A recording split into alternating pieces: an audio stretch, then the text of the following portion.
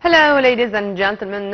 Here we are continuing our live coverage of the mid-year coordination meeting of the EU, the 7th round, which is taking place in Malabo, Equatorial Guinea, with the participation of a number of African heads of state and governments. And President Abdel Fattah el-Sisi arrived yesterday in Malabo to participate in the important meeting, as Egypt is occupying the chairmanship of NEPAD and the AUDA.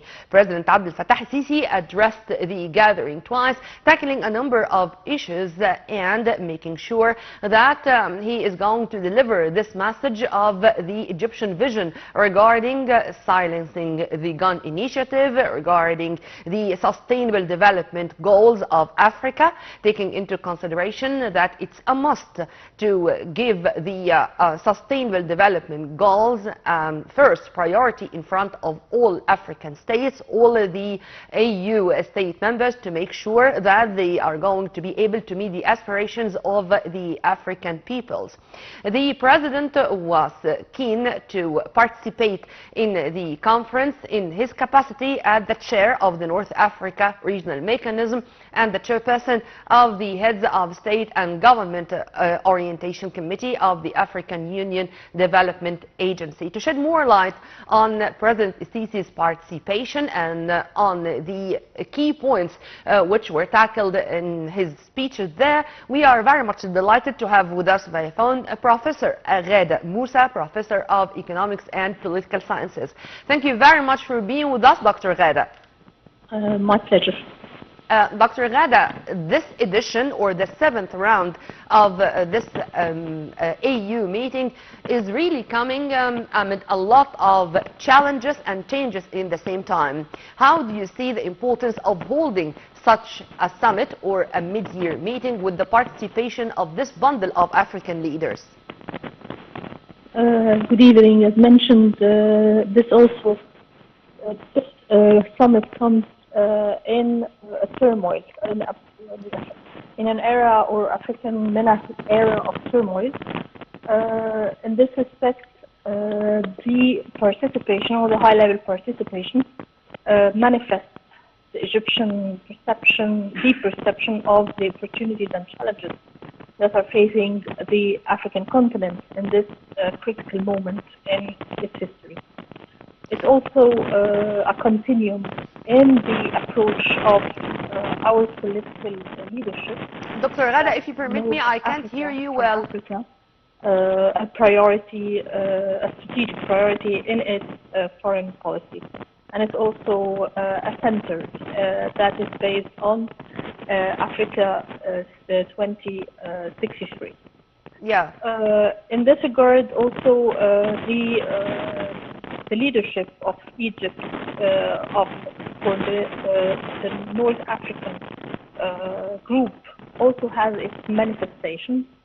One of those is the emphasis on the regional role of Egypt in framing and drafting the security leadership, which also explains Egypt's commitment, the full commitment to support the capacities of the North African region, and also in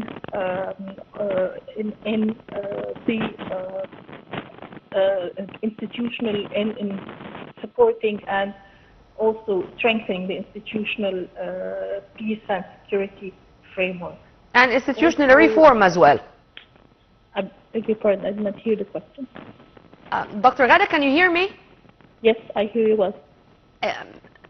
As you've kindly mentioned regarding the Sustainable Development Goals and inclusive growth, I would add to what you have just mentioned structural reform of African institutes to make sure that they can shoulder this responsibility of implementing on the ground the goals of sustainable development, if you agree with me on that. Yes, I agree with you, but we call it, maybe it is the enhancing and improving the institutional, financial and administrative governance framework. President Abdel Fattah el-Sisi was keen the President governance Abdel framework. Fattah al-Sisi was keen in his speeches to also review the Egyptian expertise and experience in a number of files, making sure that the message is there. Egypt is ready to exchange experience with all African allies for the sake of implementing on the ground the goals of sustainable development and achieving on the ground Africa 2063 vision. How do you see this, Dr. Ghada? Indeed. Also, one of these manifestations, as mentioned, is the reforms or the governance reforms in financial and administrative sector. This also requires Egyptian expertise, which were exported or which expatriated in many African countries. Also, in order to achieve the goals of the Sustainable Development Goals of Africa 2063, there has to be also a strategy to confront the challenges regarding peacekeeping.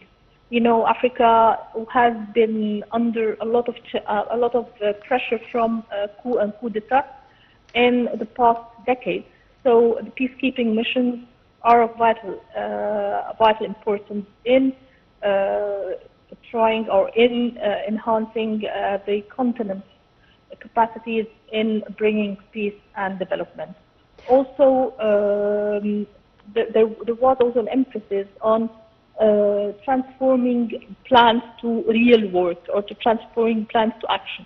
Yeah. Which was emphasized by the president and also emphasized in certain projects like the infrastructure projects and also water projects. The president was also keen to mention the climate change issue, as we are building on what we've achieved in COP27 when it was here and dedicated mostly to Africa, and our participation in the other COPs after that. He said it in recognition of the existential threat posed by climate change. The committee worked with the NEPAD Secretariat to expedite the launch of NEPAD Center of Excellence. This is also a very important point. How do you see its importance and how this can be implemented on the ground with the participation of the private sector in specific? Yeah, this is a follow-up of the many COPs. Of course, Africa is one of the continents, the most important continents that face climate change because of its geographical nature. And because of this biodiversity that is threatened by climate change. Mm-hmm. But again, there remains the issue of funding, remains the issue of sustainability in funding. Private sector could be a solution, but it's not a sufficient solution by itself. It needs also a commitment from the countries or the African states, Sub-Sahara and North African countries, and in addition to international funding agencies, because Africa cannot bear the responsibility of the climate change by its own. It was not one of the perpetuators of climate change or damaging of the climate. Yeah. Moving to another point which was addressed by the president, the human capital investment. To invest in the human capital, because when it comes to our age average, Africa as a whole can be considered as a young continent, and our main wealth, of course, our resources are great, and still we did not discover all our resources or make the best or the maximum benefit from our resources. But how do you see also focusing on investing in the human capital as one of the important points here? Yes, if we revise the Human Development Index of African countries, there has been a progress in the southern parts of the African countries, mainly South Africa, Namibia, and Eswatini.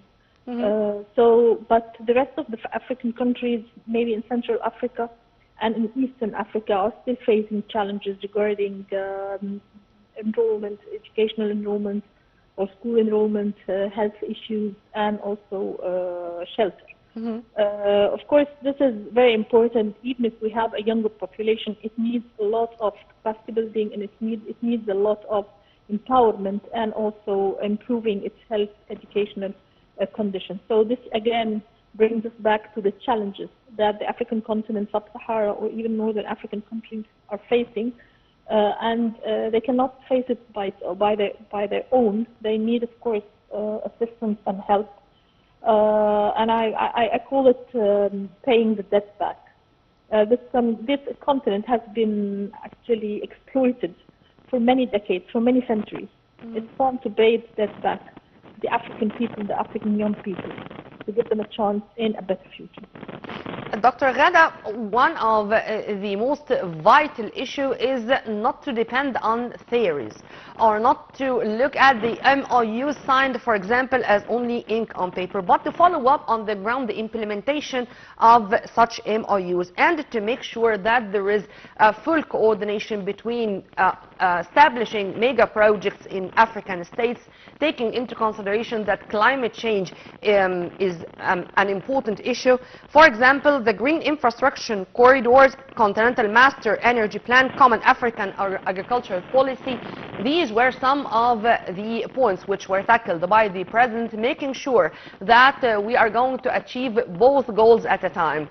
To continue with establishing mega projects and in the same time keeping or maintaining our environment safe and far from all the damages which took place, unfortunately, in the past decades. If you want to elaborate on that. Yes, of course. But again, going back, if you want to continue on implementing the major projects or the mega projects, this needs, again, finances. Okay? And most of the African countries lag behind finances. Maybe you can depend on some of the African Development Bank or other funding agencies. However, they need finances. Maybe the private sector could lead in that respect. However, these kind of projects need a collaboration or a consortium of fundraisers or funds for to guarantee sustainability. And NEPAD financing or NEPAD development fund was established for that. But yes, is it only about money or about the qualification of cadres or the know-how or the transfer of technology? I think we need to focus more on other elements too. All of it together, these are important and vital parameters. You cannot ignore one parameter of them. You need the capital, you need the expertise, and you need the know-how, and you need also the sustainability. So I cannot ignore any of these parameters for another parameter. When Foreign Minister Badr Abdelati spoke to the Egyptian TV correspondent in an exclusive interview, he mentioned economic integration because of this. And he mentioned the word integration as a key word. Integration, sustainability, intra-African investment and trade. To collect these words together is to reach or to be on the right path to African Agenda 2063. If you want to elaborate on each word or in each key word to be accurate. The key word is integration, as you have kindly mentioned. Okay, well, it's integration between regions in the continent or between the continent as a whole. As you are aware of, the continent of Africa, they had our main historical expertise, our main history, our same history.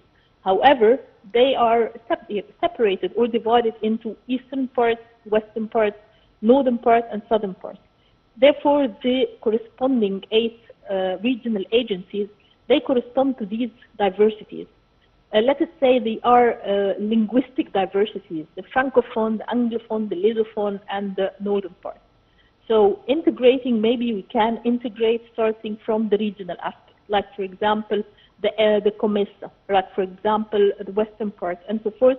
And then if they are well integrated, we have a success story. Then we learn the lesson that we should just cross over all these differences you've kindly mentioned to make sure that we can find a place in this world amid all these changes and challenges we started with?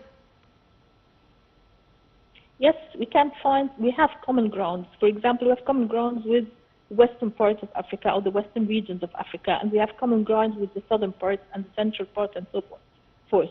We can build on that, definitely.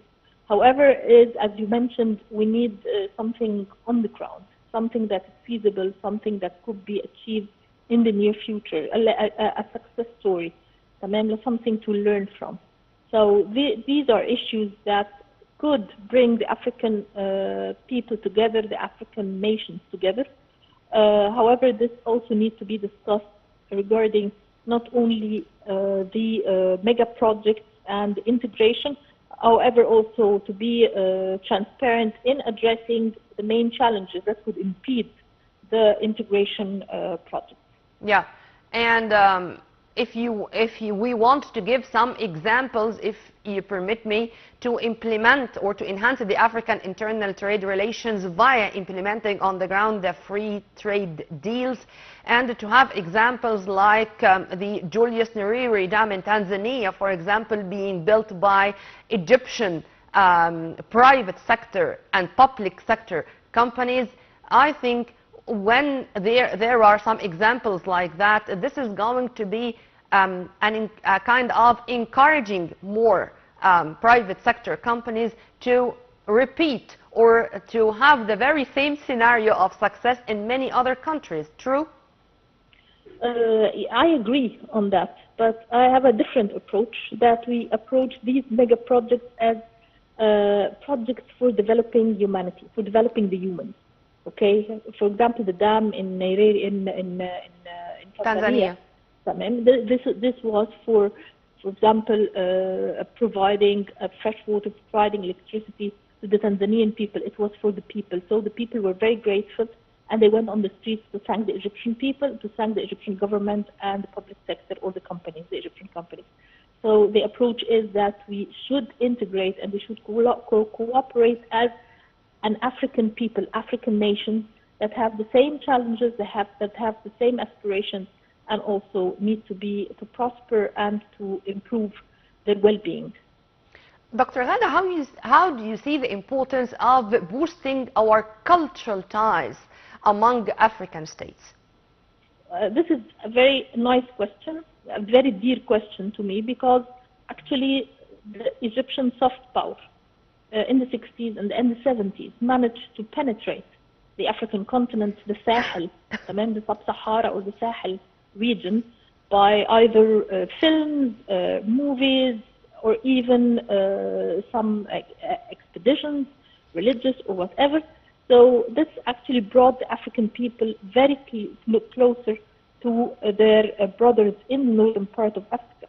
Another part is the issue of negritude, or the Zenuga in Arabic. So it is that we have to overcome the issue of colors. We are in the same continent. We have witnessed the same challenges and the same historical experiences for centuries. Therefore, it is imperative that we share those challenges and that we cooperate in that regard.